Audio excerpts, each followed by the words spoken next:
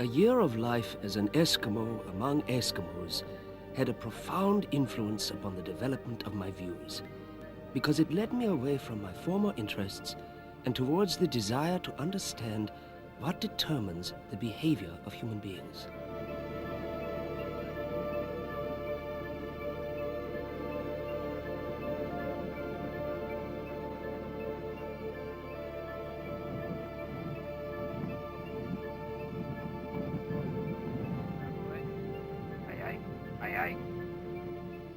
In 1883, a young German scientist called Franz Boas arrived here in the Canadian Arctic.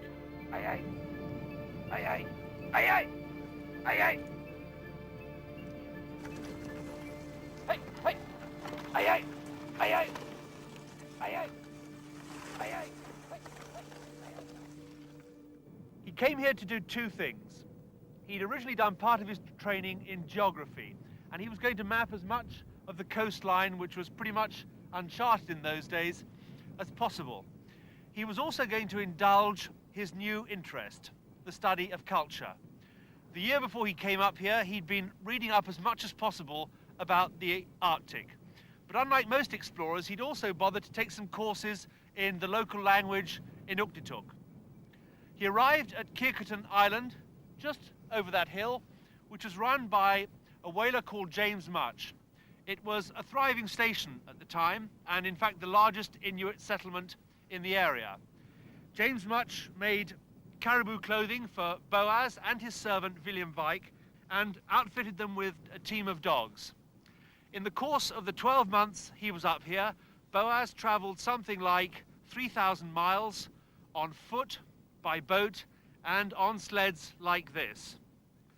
The work he was to do up here was eventually to change the direction of his own life, but it was also to change the way we think about other cultures and the way we think about ourselves. Okay, hey, hey, hey, hey, hey, hey, hey, let's go, hey, hey, hey, attaboy, hey, hey, hey, hey. Boas didn't set out with a specific ambition to study human culture, but he had dreamt of going to the polar regions since his boyhood in Germany. He was born in 1858 in Minden, Westphalia. His father was a prosperous businessman in the town, and at the age of 20, Boas left home to study geography at the University of Heidelberg. It was during his year of compulsory military training in 1881 that he decided to study the relation of the Eskimo to their environment. In his own words, he was going to collect anthropological material and make a thorough study of the language, customs and habits of the Eskimo. Anthropology was beginning to take form and develop about the time that he entered the picture. It was an exciting new field, and it offered an opportunity to get some idea of the dynamics of culture and their growth and development and their adaptation and the way they spread, and many, many aspects of this, which would be fundamental to understanding our own culture and our own way of life. And this kind of research was innovative and pioneering, so it offered a very exciting prospect to him. Before Boas's day, the Eskimo who lived all round the North Polar Cap had not been closely studied. He undertook a geographical expedition to map uncharted areas of the coastline of Baffin Island and to get to know the different groups of Eskimo who lived there.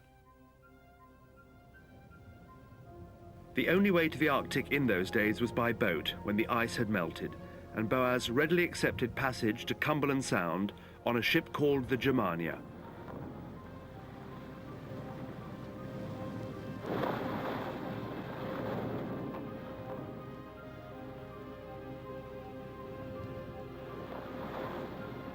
In his months on Baffin Island, Boas was to complete the first accurate survey of Cumberland Sound and Davis Strait, a considerable piece of Arctic exploration in itself.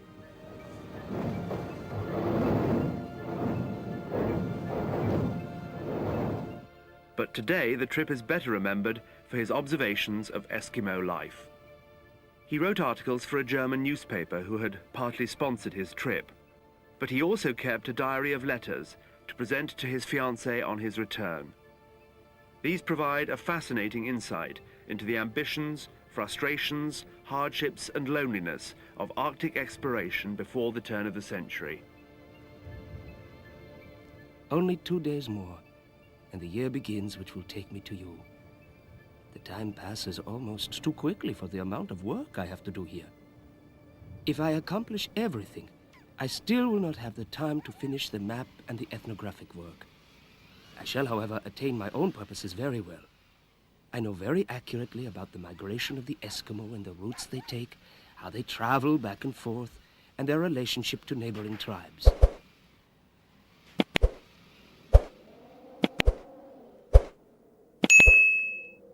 One of the things that intrigued him as a geographer was their detailed knowledge of the landscape, a fact he discovered when he started to chart the coastline. As their knowledge of all the directions is very detailed, and they are skillful draftsmen, they can draw very good charts. If a man intends to visit a country little known to him, he has a map drawn in the snow by someone well acquainted there. And these maps are so good that every point can be recognized.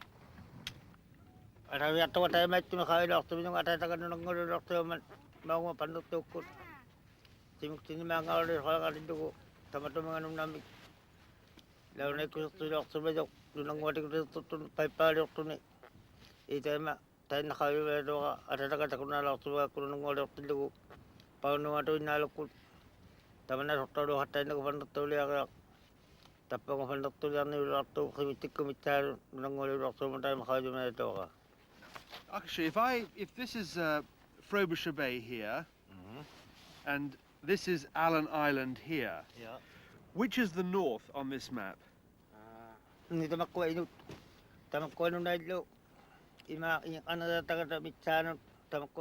Eskimo exhibit a thorough knowledge of the geography of their country. The area they travel over is of considerable extent. They have a very clear conception of all the countries they have seen or heard of, knowing the distances by days' journeys, or as they say, by sleeps, and the directions by the cardinal points. Boas got the Eskimo of Cumberland Sound to draw these maps on paper. These he collected and brought back.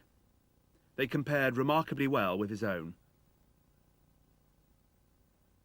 As a geographer, he'd been taught to believe that the life of people like the Eskimo was entirely determined by their environment. He was finding out the hard way that this couldn't be the case. Today I went hunting, but not with exactly splendid success. The only thing I shot was pulled under the ice by the current. There I sat, like an Eskimo, behind my ice hole at the water's edge, and patiently waiting for a head to appear.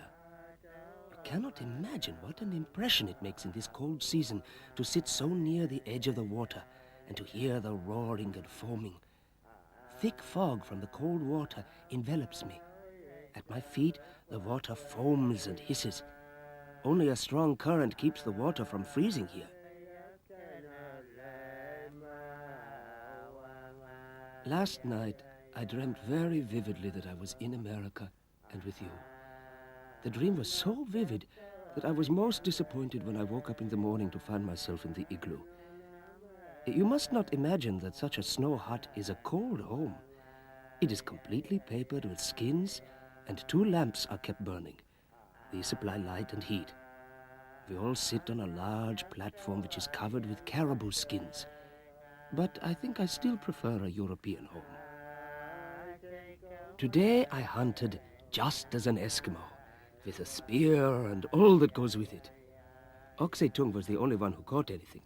2 seals, which I immediately acquired. As you see, Marie, I am now a true Eskimo. I live as they do, hunt with them, and belong to the men of Anarnintung. Some Baffin Island communities live a life that is in many ways the same as the one that Boas witnessed in Cumberland Sound almost 100 years ago. And the qualities that so impressed him then are still needed for survival. Today, the populations that Boas called Eskimo are known as the Inuit. For those like Akashu who choose to live a largely traditional life, hunting for food during winter is still precarious, even with a rifle.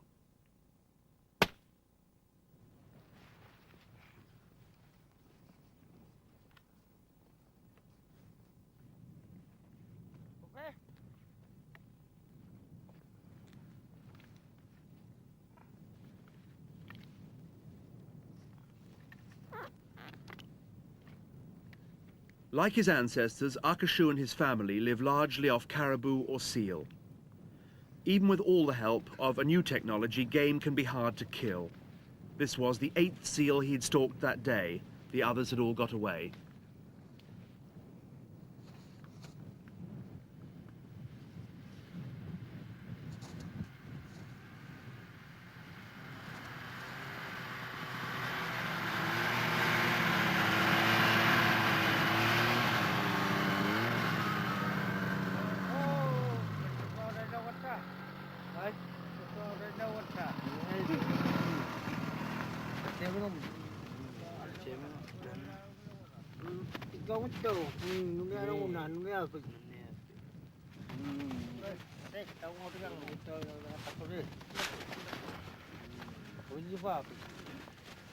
Boas witnessed life among the Eskimo firsthand. It was hardly a case of the gentleman explorer. He saw how much they depended on their environment and how unyielding it could be. But he also depended on them, and as he charted the coast and filled in the physical features of their landscape, he was impressed by the way in which they had mastered life on top of the world.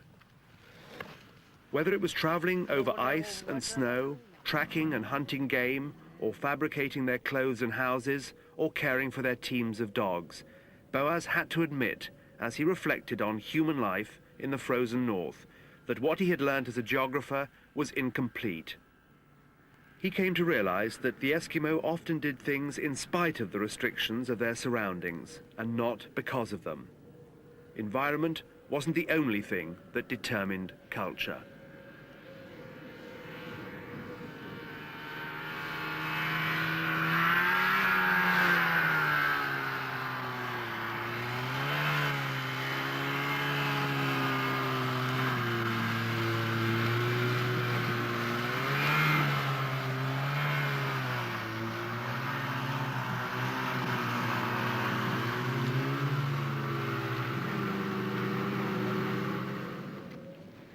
Oxetong has caught 2 seals today, and every man in the settlement is to receive a piece.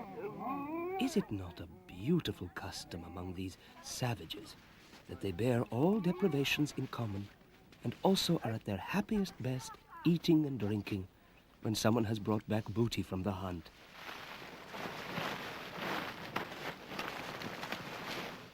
The Eskimo are sitting around me, their mouths filled with raw seal liver. The spot of blood on the back of the paper shows you how I joined in.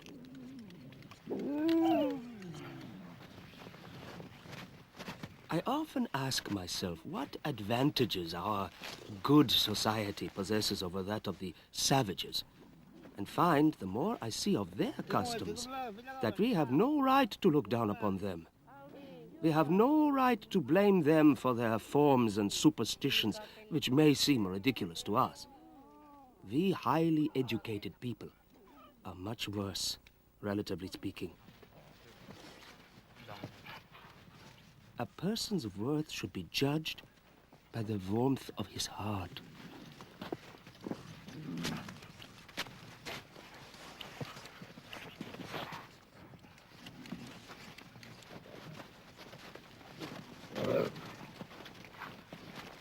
Today, most of the Inuit on Baffin Island live in towns like Frobisher Bay. But this Inuit community, formed around one family, have made the decision to live away from those largely white settlements.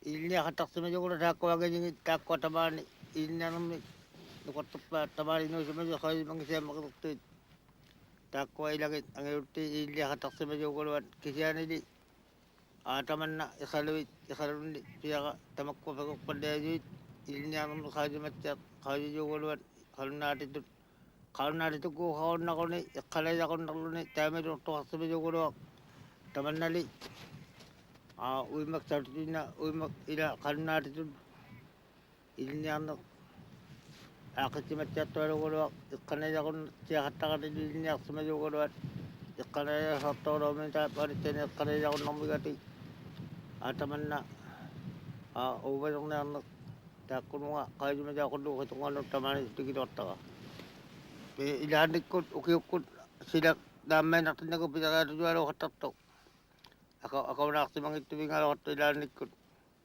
isertiavittaqaccaaunnertuilunni tamaaninnuusimarunakubenangittugolo tamanna anutlagutikiyunnanginnakkutamangani tamanna pinisuaqigakkuasiparneq isertiavaqaunnersimayuqalutupungi ammalillivigamu isertiavaqaunnersimajuga aqunarmut sialumullu itamanna anutlagutikijjaangitaqa anikoqattangat suwatunnakubenangikenlauluartukasiparneq. I believe if this trip has for me, as a thinking person, a valuable experience, it lies in the strengthening of the viewpoint of the relativity of all cultivation, and that the evil, as well as the value of a person, lies in the cultivation of the heart, which I find or do not find here just as much as amongst us, and that all service, therefore, which a man can perform for humanity must serve to promote truth. Indeed, if he who promotes truth searches for it and spreads it, it may be said that he has not lived in vain. In 1885, Boas returned to Germany. I was working in the Royal Ethnographic Museum of Berlin, cataloguing the collection of Bella Coola masks. My fancy was struck by the flight of imagination in the works of art. I could see the wealth of thought hidden behind the grotesque masks of these tribes. The attraction became irresistible. Because academic jobs were hard to come by for people like Boas, America seemed like a better prospect. His liberal views and Jewish origins counted against him in Germany. They would matter less in a country with so many established immigrant communities. And then there were affairs of the heart. His fiancée, Mary Krakowitza, lived with her family in New York. In America, Boas had found himself a freer intellectual climate, a new home, and a devoted wife. In 1887, he married. He also found himself an anthropological project that was to occupy him for the rest of his life. In 1893, Chicago hosted a World Columbian Exposition. As chief assistant to the anthropology section, Boas arranged for native peoples to show off their cultures. A group of Eskimos, for example, built an igloo and worked their dogs. But now his major interest was the cultures that lived on the northwest coast of America. His ambition to display the richness of native Indian life led on to a job as curator at the American Museum of Natural History in New York. He came here in the late 1890s, and during that time he did a tremendous amount of work in building up the research program. It began with an idea of Boas's to go out and work in the northwest coast and work with the Indian groups there, because they were being endangered of disappearing and their culture disintegrating. We wanted to make as complete a collection of their culture as possible and preserve as much of their material culture as he could. Stretching from Alaska down to northern California through present-day British Columbia, the tribes of the northwest coast of America were one of the richest and most distinctive areas of cultural wealth that Europeans had encountered. The Pacific coast here forms an inextricable net of channels and fjords.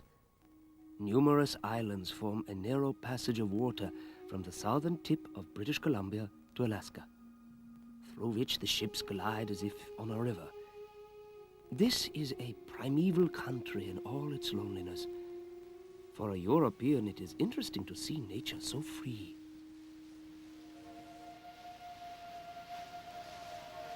You can understand why anyone might think that environment entirely determines the way a culture develops when you come up here to the Pacific Northwest coast of America. These islands are as dramatic and as mysterious as the cultures they produced.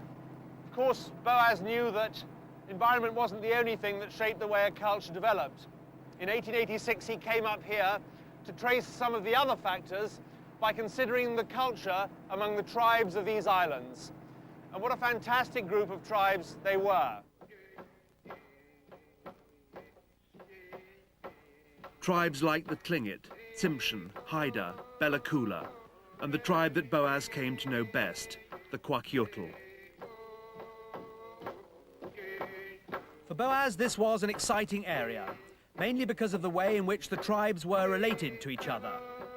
On the other hand, there were certain strong similarities in their culture. They shared common customs, beliefs, and ideas. Boas hoped that the pattern of the differences and the similarities between the tribes, as he moved from area to area, would reveal more about the way in which a culture was shaped.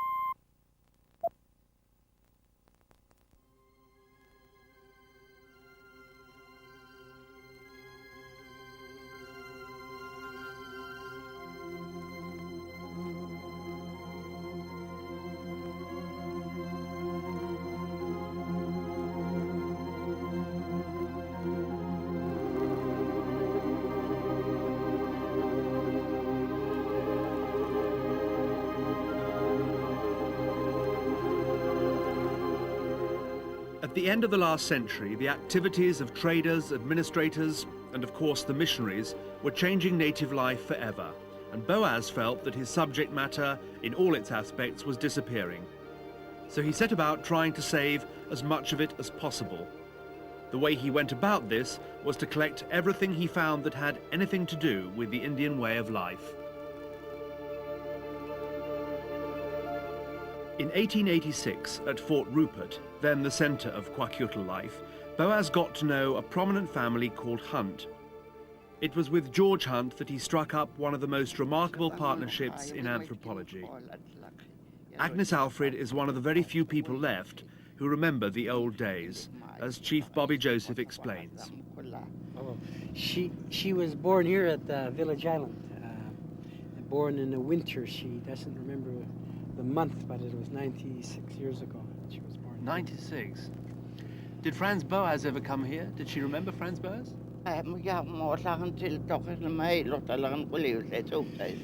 Yeah, she was...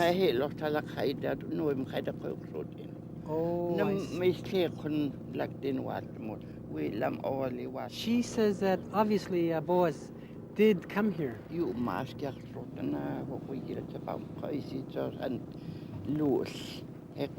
Oh, that's very important. She says that George Hunt worked very closely with Boas, not only as an interpreter but as a total resource person.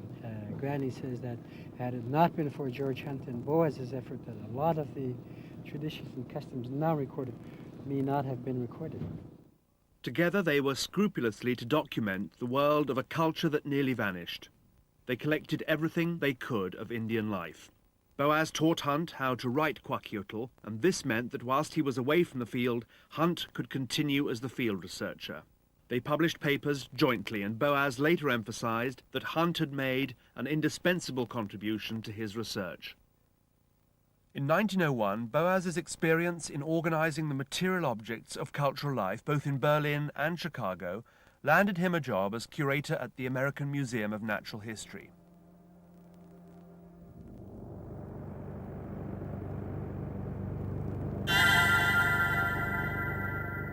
Here he was radically to change the emphasis and aims of organising museum display.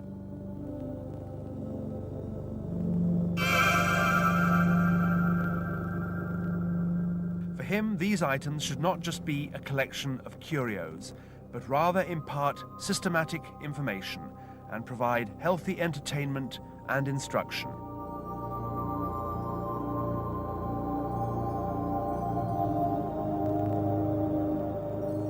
He held this post simultaneously with that of Professor of Anthropology at Columbia University in New York.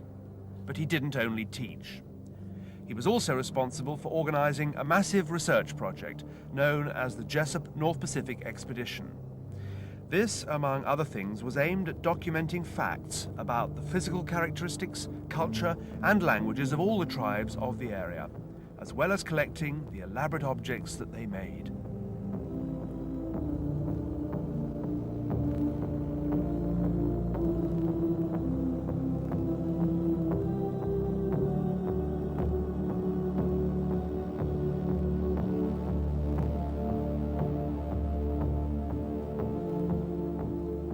If you want to know more about an object, it helps not only if you know how it was made, but what it was made for. Because of his intimate and detailed knowledge of Indian life, Boas was able to place each of these objects in its original context. He understood where it fitted into Indian life, so it wasn't just another item in a museum catalogue. This splendid carving, for example, of an eagle, is a representation of a mythical ancestor of a family that Boas knew well living at Fort Rupert. It's a revealing mask, and it shows that from the mythical ancestor, the original and first member of the family appeared on Earth. It's a funeral mask, and 3 or 4 days after the death of a relative, it was used in the ceremony to symbolize the fact that once someone had died, they eventually returned to a land where all members of that family were once again eagles. The ancient and elaborate cultural life of peoples like the Kwakiutl was recorded in minute detail by Franz Boas. Fortunately, we also have a visual record of what some aspects of life actually looked like, as one of Boas's contemporaries was the great photographer of American Indians, Edward Curtis. Curtis had been travelling around America, making a photographic record of every remaining Indian tribe. As there were enough people alive who remembered the old ways, Curtis commissioned Indians to recreate life as it used to be. These were usually dramatic events, like the landing of war canoes or performing of ceremonies in an authentic fashion, and he paid them to make all the necessary traditional objects. Although it was recreating the past and frowned upon by Boas, it did place on record just how elaborate ceremonial life had been.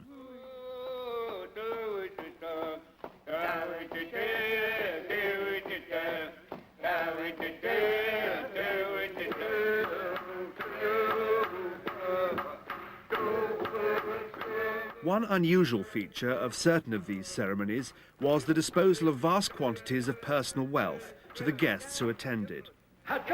The distribution focused on 2 particular objects and raised interesting questions about value and exchange within the culture. Knowing what objects are doesn't always tell you everything about them. This piece of copper in the shape of a shield, for example, was almost certainly never used in combat. And this amazingly intricate and beautiful blanket of mountain goat's hair was not designed to keep people warm. They're ceremonial objects, and particularly fine examples of their kind. They have great value for collectors of native art today. But when they circulated originally among the tribes along the northwest coast, they had a value that couldn't simply be measured in terms of money. This copper in the shape of a shield is a very interesting example of one of the things that puzzles anthropologists. On one level, they are a form of currency. In fact, the highest denomination in a native system of high finance. On the other, they are ceremonial objects, objects of great prestige. To own them is an honor. A lot's known about each individual copper. We know who made this one, for example. We know that it was called the killer whale copper. They could be bought or sold. They could be exchanged. They could even be given away. And very often they were actually cut up and pieces of the copper were distributed. Very often they were even thrown into the sea as a flamboyant gesture. All of this behavior went on using the copper as a token of exchange in a ceremony, both lavish and complex, that has earned these tribes a lot of attention from anthropologists, and rightly so, because it was at the focus of their lives. That ceremony was called the potlatch.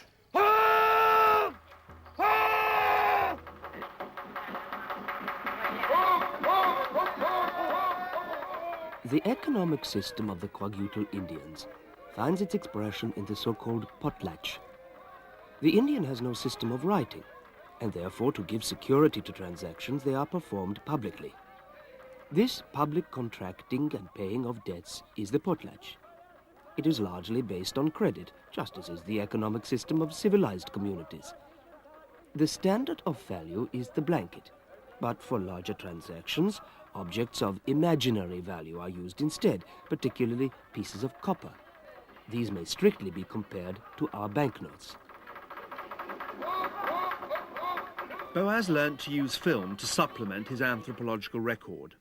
The subjects he chose were not spectacular, but they were an important record of aspects of Indian life.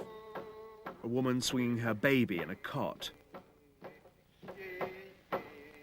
George Hunt carving wood, and other crafts like spinning or weaving.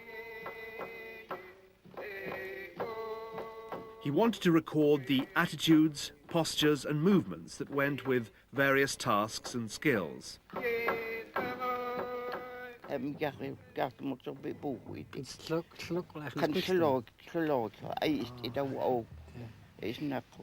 She's not that optimistic that it may survive, although she's encouraged by the numbers of people who still hold our traditions and our beliefs strongly. And those are demonstrated through contemporary potlatches now being held every year by young people. So she's encouraged by that, but she's not certain if that way of life will sustain itself.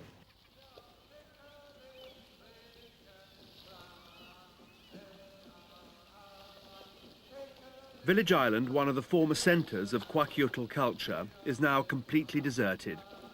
Bobby Joseph recalls life as it was. Part of the reason for the exodus from these places, like Village Island, social pressure to change, to adopt the white man's way. And we were taught and told that the way to do that was to become educated and to be productive and be employed all the time. So people went with their children to places where there were learning centers where they thought there would be a better chance for their children to survive, you know. What sort of houses were these? So these were communal houses, two-room houses where a family of 5 or 6 might live, you know. These would probably be the first houses here, and you would notice that a lot of them were built along the foreshore. Because they were seafaring people, they just loved being close to the water, you know. This village is quite famous for the potlatch that it held once upon a time. Yeah, one of the most famous potlatches ever held was held in 1921 by Chief Dan Cranmer, where the authorities, including RCMP and the Government of Canada and missionaries, chose to prosecute those participating in that potlatch. Because it was already For banned. all, yeah, and once and for all trying to stamp it out. Like, yeah, it had already been banned by then. As So what early as- happened to the people who've taken part? Oh, quite a few of them were prosecuted and jailed. There were over 22 people who went to jail, and others gave up their... The Kwakiutl are not satisfied with the symbolism of their heraldry, but like to add a dramatic touch to their representations. This appears most clearly in the images which their chiefs set up on high poles fronting the houses, and in others which are placed in the center of the house in feasts. They are intelligible to the audience, but their meaning is further elucidated by songs, speeches, and actions. This totem pole stands in the middle of Kwakiutl territory here on Village Island. It's the ultimate proclamation of Indian identity. But it's not the size so much that impresses us, it's the fabulous wooden carvings. And they're literally fabulous. Each one of these animals comes from a fable to which the family for whom this pole was made could lay claim. They are crests, if you like. In this case, the family could lay claim to killer whale, raven, wolf, and grizzly bear. This pole represents the status and the identity of the family that commissioned it. The fables and the animal emblems would be full of meaning for the man, his family, his friends, his allies, and for his rivals. Some of these villages are now deserted, and the meaning of most of these symbols has faded from memory, so it's tempting to think that the culture is dead.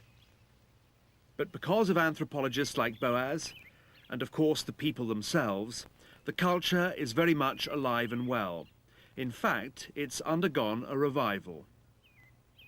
Among the most prominent families involved in keeping the traditions alive are still the Hunts. The artist Richard Hunt is descended from George Hunt, the man Boas trained to observe and record his own culture.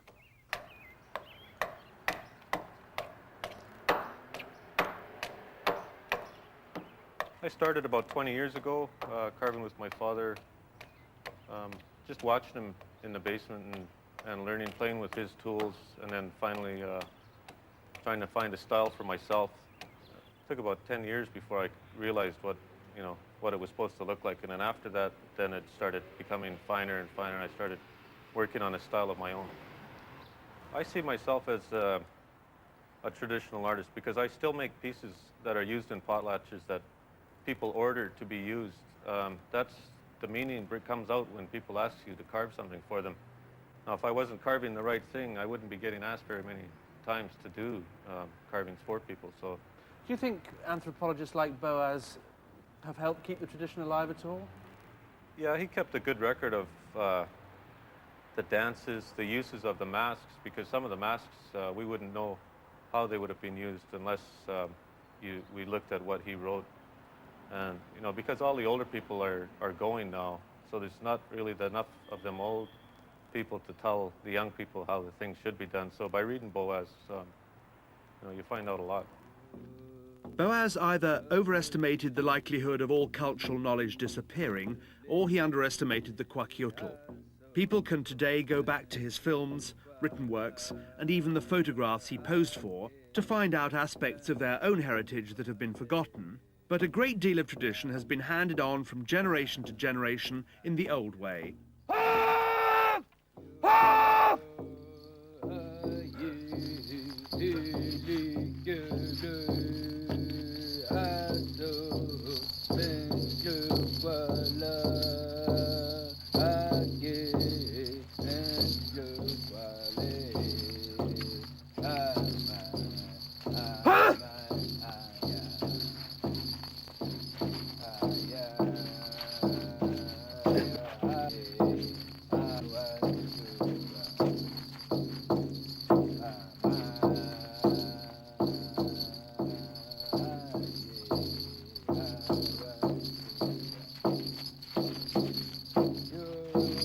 Call it the hamata, for memorial potlatches and for ordinary potlatches if you're, showing your chieftainship, how much wealth you got and stuff like that.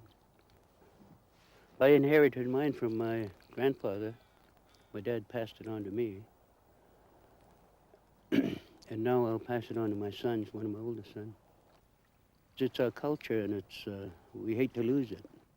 During his visits to Fort Rupert, up on the northern tip of Vancouver Island, Boas became aware of the importance of language. In the beginning, it was always hard work to ask about the language.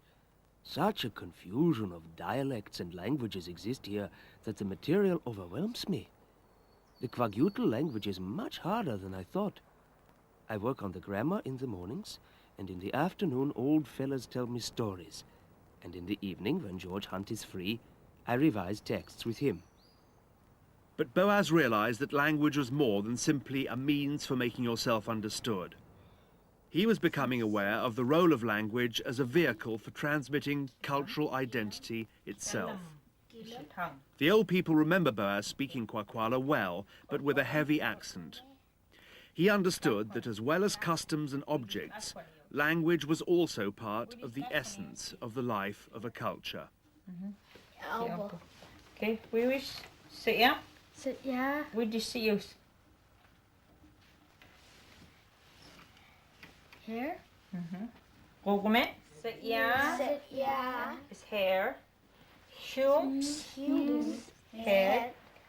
Government. Face. Aan.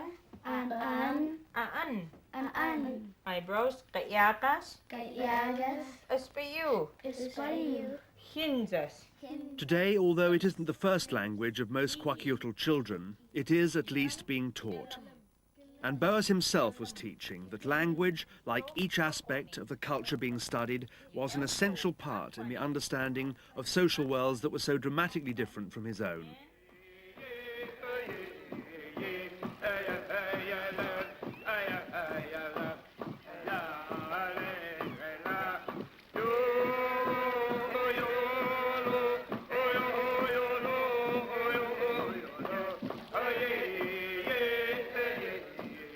His students were encouraged to see their own society in the context of a much wider range of possible social worlds.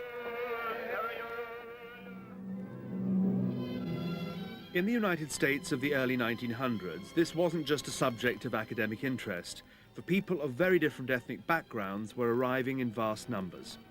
But these immigrants didn't only provide justification for cultural anthropology to be taught at university. For Boas, they were ideal material for another of his interests, the biological aspect of human beings, what their physical characteristics were like, their shape, size, colour, growth, and so on. He was interested in the way these features changed as different populations intermarried. Among other things, he wanted to see in what way environment influenced this process, and in New York there was a laboratory for investigation on his doorstep. This is the Great Hall on Ellis Island. Something like 16 million immigrants at the beginning of this century, it was the legal gateway to a new life in America. They came in their hundreds every day to this island and sat and waited to be processed in this hall.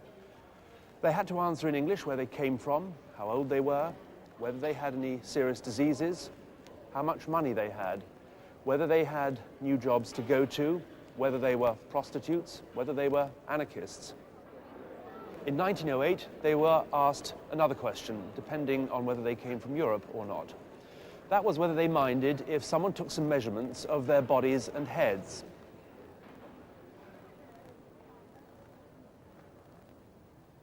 Franz Boas was working for the United States Immigration Commission, set up to report as to whether peoples from certain countries in Europe should be allowed into America.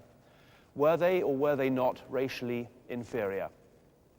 It may have been a strange beginning to life in America, but Boas's findings were an important development in the heated argument going on as to whether your racial characteristics placed limitations on your human potential.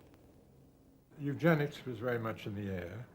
There's a good deal of discussion about which races were superior and which were inferior. And the concern about not letting the national populations, not only in this country, but in England and in Europe, deteriorate with inferior races, but to keep the standard up and to improve it. And they had ideas about certain races being superior to other races, so that kind of eugenics approach with a racist overtone was very widespread in the 1910s, 1920s. There was a eugenics society in this country that was very active and had a number of rather well-known people who were associated with it. There's an underground feeling that almost anyone who wasn't Anglo-Saxon was less than desirable. And among the non-Anglo-Saxons were, of course, the Jews. But being a Jew, naturally, he was very sensitive to any anti-Semitic overtones. Issues of race didn't, of course, only apply to the various groups of white Europeans trying to enter the States. Since the abolition of slavery, the prospects for blacks frustrated the ideal that all men were created equal. Boas actively campaigned on behalf of black people all over America. Contrary to prevailing notions of the day, he stated that there was no evidence that they were racially inferior. The findings that he'd reported from Ellis Island challenged the concept that certain racial characteristics were fixed or stable. His were views that white America found almost totally incomprehensible, and in some quarters they're still unaccepted today. Boas introduced a new way of looking at race. Boas was the first distinguished white social scientist in the United States who minimized the importance of race as a determinant of human behavior. Boas took a deliberate and bold social stance and agitated for a more tolerant and informed approach to questions of racial difference. He even did one thing that's very, very little known, but I think is extraordinarily interesting. One of the things he asked his field workers to do, and they were a brilliant group of men that he chose, was to make life masks of the people they were working with. The field work spread from the northwest coast up the borderline to Alaska, over into Asia, and even some studies as far south as China. It's a fantastic collection. Many of these people have now become extinct. And we have the only absolute representation of these people in their whole facial features. We have, I don't know, at least maybe as many as 2,000. Boas's work on the physical characteristics of humans convinced him that race itself was an awkward category. Because it was impossible to define, it was of no real scientific use. Biological differences between races are small. There is no reason to believe that one race is in nature so much more intelligent and endowed with greater willpower, nor emotionally more stable than another. Franz Boas taught at Columbia University for half a century. The list of his students who went on to set up and teach the subject along his lines at other universities reads like the who's who of American anthropology. By the time of his death, he was rightly regarded by scholars from all over the world as the founding father of American anthropology. I can still remember quite vividly what happened that day, December 21st, 1942. Boas invited a few persons to a luncheon with Rivet at the faculty club at Columbia University. It was an extremely cold day, as a matter of fact, one of the coldest days I can remember. And Boas arrived early from his home, his Grand Hood, on the other side of the Hudson. He was wearing, I remember, a very dilapidated and discolored fur cap, which probably dated back to his time with the Eskimo 50 years earlier. Boas was in very high spirits, and luncheon started quite gaily. And then, all of a sudden, Boas was struck by something like an electric shock. He pushed violently and fell backward on the ground with his chair. And I was seated by his side, and immediately I tried to help him, but he was dead. And we all left struck with sorrow and with the feeling that we had the sad privilege to witness the passing out of one of the very last intellectual giants, such as the 19th century was able to produce, and whom probably will not be produced anymore. His last words at that supper were that he had a new idea on race. His audience never heard what that new idea was. In his long and productive career, however, Franz Boas produced a series of new ideas that changed the way that educated Americans thought about race, language, and culture. The value of anthropology is its power to impress us with the relative value of all forms of culture. For we are only too liable to consider our civilization the ultimate goal of human evolution, thus depriving ourselves of the benefits to be gained from the teachings of others. My whole outlook upon life is determined by one question: how can we recognize the shackles that tradition has laid upon us? For when we recognize them, we are also able to break them.